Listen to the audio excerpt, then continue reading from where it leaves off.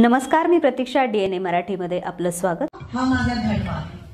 मी राजकारणात धर्म जातपात मानत नाही। मी काम करते। माझ्या मतदारसंघाने मला 3दा फक्त कामावर निवडून दिलं। त्यांनी मला सांगितलं, त्यांनी मला विश्वास दिला की लोकशाही अजून जिवंत आहे, कारण का त्यांनी कामाला मतदान केलं। माझ्या विरोधात खूप लोक उभी राहिली, जातीचं पातीचं कॅल्क्युलेशन करून मत डिवाइड करण्याचा प्रयत्न केला, पण जनतेने दाखवलं की कामाला महत्व आहे। आणि त्यांनी मला सांगितलं की लोकशाहीमध्ये विश्वास ठेव, लोकशाही अजून या देशातून संपली नाहीये आणि तुम्ही या वेळेस तेच करून दाखवलं पाहिजे। जे तुमचा वापर करतायत ही लोक, हे लक्षात आणणं महत्वाचं आहे।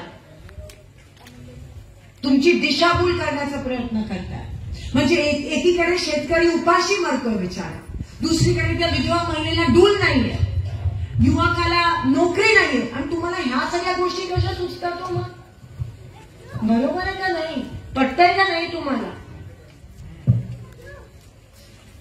म्हणून किती ह्यांची प्रवृत्ती आणि ह्यांची मानसिकता किती हानिकारक आहे आपल्या देशासाठी, आपल्या गावासाठी तुम्ही विचार करू शकता। पण जोपर्यंत काँग्रेस जिवंत आहे तोपर्यंत तुमचा आवाज आहे, तोपर्यंत आम्ही तुमचा आवाज दाबू देणार नाही। जोपर्यंत काँग्रेस जिवंत आहे तोपर्यंत आम्ही शेतकऱ्यांसोबत आहोत, जोपर्यंत काँग्रेस आहे तोपर्यंत आम्ही माझ्या मायमाऊली सोबत आहोत, जोपर्यंत काँग्रेस जिवंत आहे आम्ही आरक्षणासाठी लढणार म्हणजे लढणार, जोपर्यंत काँग्रेस जिवंत आहे तोपर्यंत या शेतकऱ्यासोबत, या कामगारांसोबत आम्ही खांद्याला खांदा लावून लढणार।